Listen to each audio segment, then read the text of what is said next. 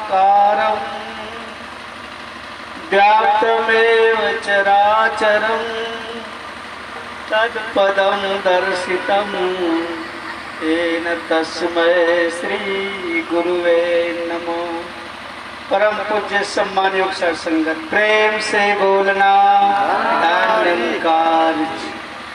सदगुरु माता सुदीक्षा सविंदर हरदेव जी महाराज की जय। साध संगत, बहुत देर से एक निराकार प्रभु परमात्मा की बंदगी स्तुति हो रही। दास तो बड़ा ही भाग्यशाली है। यहाँ के मुखिया और यहाँ के व्यवस्थापक, यहाँ के साथ संगत का ये सुंदर एक अवसर मिला दर्शन का। इसी तरह से दास को ये अवसर प्रदान होता रहे कि आप जी का दर्शन मिलता रहे। इत्थे मिलन बढ़िया दरगाह मोक्ष द्वार।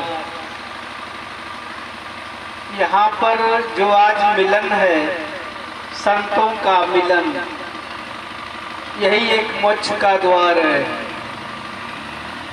आप मुकुट करे संसार। सद्गुरु मुक्त होता है और संसार को मुक्त करने का ये बीड़ा भी उठाया हुआ। लेकिन हमारे मन के कुछ ऐसे भाव हैं कि ये भाव बदलते रहते हैं। नदी तालाब से लेकर के जंगल और मढ़ी मसान तक, कहीं गिरजाघर गुरुद्वारे तक, ये हमारी मन की जो सोच है, जो कल्पना है, लगता है एक परंपरा बन गई। अभी आपने सुना, ये सुंदर अवसर मिला किस तरह से माता सुदेश्वरी जी गुरु के चरणों में समर्पित होते हुए अपने जीवन को सदगुरु के चरणों में समर्पित किया। लेकिन दास उस भाव को थोड़ा सा नजरअंदाज करते हुए ये जो आज का जो कार्यक्रम है, महात्मा ने मां के नाम पर पिंडदान के लिए तीर्थ स्थान गए प्रयाग में, और वहां पर इन्होंने प्रयागराज का तीर्थ स्थान का भ्रमण करते हुए इन्होंने एक श्रद्धा का स्नान किया और उसी उपलक्ष्य में इस कार्यक्रम को आगे बढ़ाया। महात्मा भाग्यशाली हैं जिन्होंने देशाटन किया, तीर्थों का दर्शन किया, स्थानों का दर्शन किया और साथ संगत मां का भी दर्शन किए। कितना भाग्यशाली है महात्मा। लेकिन गुरबाणी क्या कहती है साथ संगत? जिथे जाए बहे मेरा सदगुरु सो थान सुहावा। गुरबाणी का ये मैसेज है कि जहां जहां भी सदगुरु का चरण पकड़ा, जहां जहां भी सदगुरु ने चरण को डाल दिया, वो स्थान पवित्र हो गया। जिथे जाए बहे मेरा सदगुरु सो थान सुहावा, वो स्थान सुहावना हो जाता है। आज यहाँ भी स्थान कितना सुहावना है, कितना सुंदर है कि जहाँ पर प्रभु की कथा हो रही है। तो कुछ मान्यताएं को लेकर के भी इंसान अपने सुधि को खो देता है। पुरानी परंपरा, मान्यता, मरने के बाद माता पिता अमुक व्यक्ति को पिंडदान देते, श्रद्धा से स्मशान घाट तक पहुंचाते, 10-12 दिन तक कहीं हम पानी भी पिलाते, कहीं दूध का रिश्ता काटते, कहीं घाट का स्नान करते। यही एक पक्ष है जिसको हम पितृ पक्ष बोलते, पितरों का पक्ष। इसके बाद द्विपक्ष आएगा जिसमें देवताओं का पक्ष होता है। अब इसी अंधविश्वास में इंसान अपनी मान्यता को लेकर के चलता है, लेकिन अगर सदगुरु के चरण में जाओगे तो सदगुरु का मैसेज है, बंदे कर ले आप निबेरा, आप जियत लग मुए कहाँ घर तेरा। प्यार से कहना धन्यवाद। अब देखो सदगुरु ने नजर दिया, सदगुरु का संदेश है कि जिंदे जी अपने घर की पहचान कर लो। जिंदे जी ये जो मानव तन मिला, इसी तन को पिंड की उपाधि दी जाती है। पिंडे सो ब्रह्मांडे, जो यूनिवर्स आप देख रहे हो संसार में, इसको बोलते हैं ब्रह्मांड। और ये पिंड है तो पिंडे सुब्रह्मांडे, ये जो निराकार प्रभु परमात्मा है, ये पूरे यूनिवर्स में, पूरे ब्रह्मांड में समाया है। वैसे ही ये परमात्मा हमारे भीतर भी समाया हुआ है। भीतर बाहर एक समाना, तो परमात्मा भीतर और बाहर समान रूप से मौजूद है।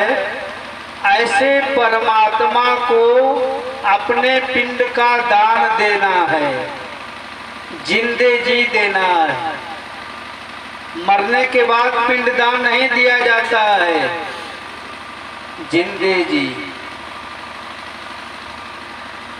कबीर साहब जी जब बुजुर्ग हुए, शरीर अब जर्जर हो गई, तो संत महात्माओं के बीच में उन्होंने कहा, महात्माओं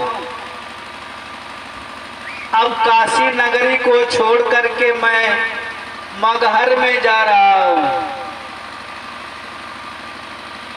जब इतना संदेश उन्होंने सुनाया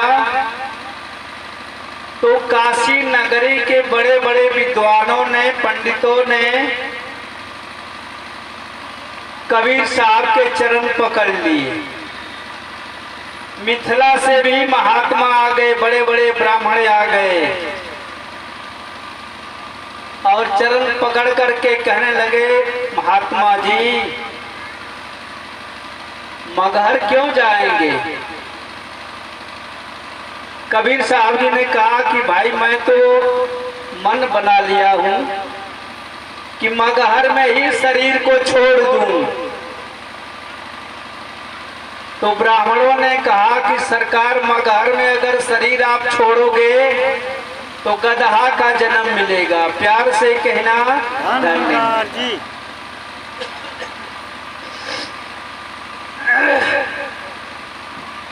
तो कबीर साहब जी ने कहा कि जो मैथिल का साचा व्यास, तो हरे मरण मगहर के पास। कबीर साहब ने कहा कि मगहर में ही मैं शरीर को छोड़ूंगा। मैथिल के जो व्यास है वो कहने लगे, सरकार गदहा का जन्म मिलेगा। हम पढ़ते हैं अवतार वाणी, कई जन्म तू बन के कीड़े रिंग रिंग के चलता रहा, तनिक तो सोचो हालत क्या थी, सांप वो बिच्छू बनता रहा। लेकिन कबीर साहब का अनुभव देखो, कहते हैं कि मगहर में तुम्हारा मरण होगा, हमारा मरण मगहर में नहीं होगा। मगहर माने स्थान, एक स्थान का नाम है मगहर। लेकिन कबीर साहब के भाव देखो मगहर का। कहते हैं कि तुम मरोगे मगहर स्थान में, लेकिन मैं मगहर स्थान में नहीं मरूंगा। साहब ने कहा कि मगहर मरे मरे नहीं पावे, अंत मरे तो राम लजावे। यहाँ मगहर का मतलब कबीर साहब ने कहा, मग माने रास्ता, हर माने ज्ञान। ज्ञान के मार्ग पर जो चल करके शरीर को छोड़ देता है उसी की मुक्ति होती है। मुक्ति उसी की होती है। ब्राह्मण समझ नहीं पा रहे हैं मगहर का मतलब, तो इसीलिए कबीर ने कहा कि तोहरे मरण मगहर के पास। क्या है विद्वानों, आए पंडितों, आए अज्ञानी लोगों, अगर तू ज्ञान के मार्ग पर चल करके शरीर नहीं छोड़ता है तो तुम्हें मगहर स्थान में मरोगे। इसलिए साधु संगत, ये ज्ञान का जो मार्ग है ये सिर्फ सद्गुरु देता है। आदि गुरु शंकराचार्य जी ने थोड़ा सा इस पर प्रकाश डाल दिया। कुरुते गंगा सागर गमनम, जो तीर्थ करने जाते हैं, जो गया गजाधर जाते हैं, नदी तालाब में स्नान करते हैं, तो इस पर उन्होंने एक टिप्पणी दिया, एक प्रमाण दिया। कुरुते गंगा सागर गमनम व्रत परिपालनम अथवा दानम ज्ञान विहीन सर्वमतेन मुक्ति न भवति जन्म सतेन। कहा दुनिया में जितने तीर्थ स्थान बने हुए, खूब गोता लगा लो, खूब स्नान कर लो, व्रत कर लो, उपवास कर लो, दान कर लो, लेकिन इससे मुक्ति मिलने वाली नहीं है। ज्ञान विहीन सर्वमतेन, अपनी मति को, अपनी बुद्धि को, अपनी चतुराई को खूब लगा लो कि हमारी मुक्ति हो जाएगी, लेकिन मुक्ति होने वाली नहीं है। मुक्ति ना भवति जन्म सतेना, सैकड़ों बार अगर मनुष्य का जन्म होगा फिर भी मुक्ति होने वाली नहीं है। इसलिए सत्संगत, धरती पर बसने वाले इंसान को सद्गुरु संदेश देते हैं कि आओ प्रभु का दर्शन कर लो। कह दो सब इंसानों को, एक इंसान की बात उन्होंने नहीं कहा, पूरी दुनिया के लिए उन्होंने ये मैसेज दिया कि परमात्मा का दर्शन कर लो। क्यों? 84 लाख जोन बीच सुतम सुमानुष देही, ये 84 लाख जोन में मनुष्य की जो देह मिली हुई है ये सबसे उत्तम देह है। अगर ये अवसर निकल गया तो फिर 84 लाख जोन में जाना ही जाना होगा। इसलिए सत्संगत, सद्गुरु ने ये संदेश दिया इस जीवात्मा के कल्याण के लिए कि जिंदे जी इसका कल्याण हो जा। आज विनती हो रही, करहु विनती सुनहु मोर मीता, संत टहल की बेला, यहाँ खाट चलहु हरिलाहा आगे बसन सुहेला। यहाँ जितने भी महात्माएं हाथ जोड़ करके विनती किए, प्रार्थना किए, क्या ये सुंदर अवसर मिला हुआ है परमात्मा को देखने के लिए, परमात्मा को जानने के लिए, परमात्मा से प्रेम करने के लिए, परमात्मा के साथ व्यवहार से जीवन जीने के लिए विनती की गई। इस लोक में भी सुख मिलेगा, परलोक में भी सुख मिलेगा। लेकिन साथ संगत महात्मा के संदेश को संसार के लोगों ने ठुकराया है। एक बार एक महात्मा श्मशान घाट पर पहुंचा, वो भी जल्दी जल्दी पहुंचा, क्योंकि एक इंसान को बार बार समझा रहा था कि कुछ पल के लिए मेरा सत्संग सुन लो। लेकिन वो इंसान सत्संग सुनने से इनकार करता था। कुछ महीनों बाद शरीर को छोड़ा, गांव वालों ने श्मशान घाट पहुंचाया। पुत्र ने उस चिता पर आग लगाने की तैयारी किया है। उसी बीच में महात्मा पहुंच गया, कहा जरा ठहर जाओ, आग मत लगाना।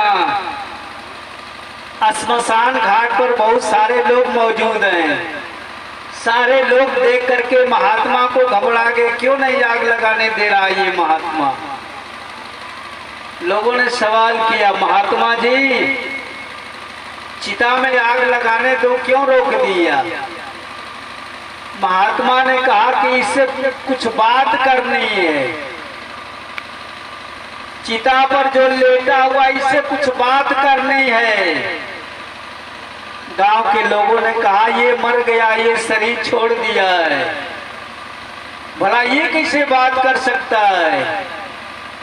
तो महात्मा ने कहा कि ये वादा किया था कि जिस दिन मुझे फुर्सत मिलेगा उस दिन तुम्हारी बात को हम सुनेंगे। तो आज तो इसको फुर्सत मिला है, प्यार से कहना धन्यवाद। आज तो इसको फुर्सत मिला है, आज तो बड़ा इत्मीनान से लेटा हुआ है। तो आज तो भाई से हम बात करेंगे। गांव वाले करें, महाराज ये बात नहीं करेगा।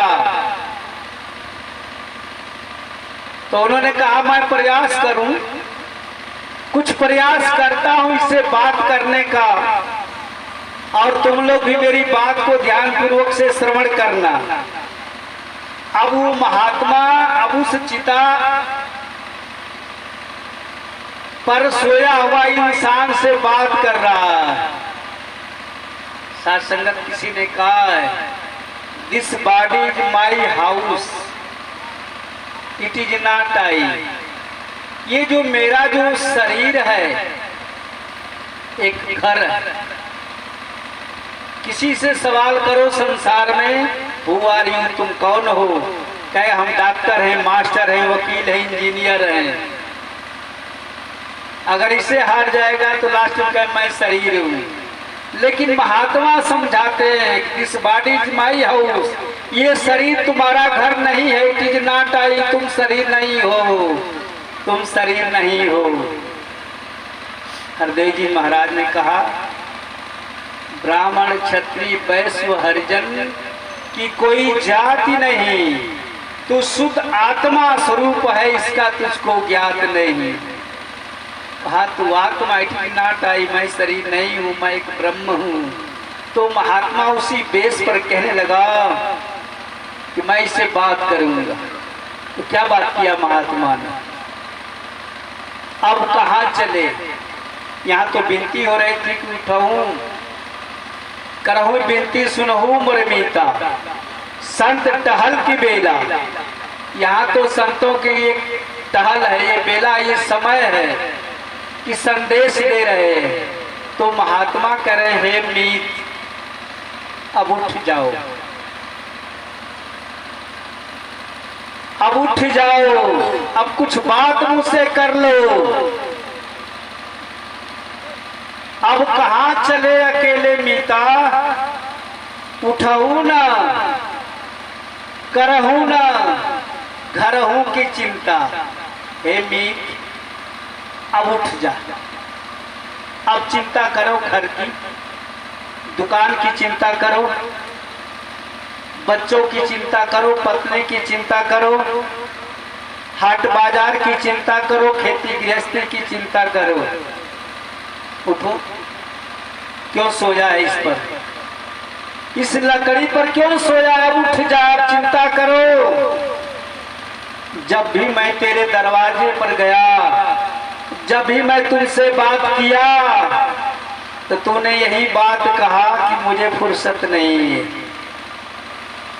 मुझे सत्संग में जाने के लिए फुर्सत नहीं है, महात्माओं के वचन सुनने के लिए फुर्सत नहीं है। आज तो फुर्सत है, प्यार से कहना डरने का।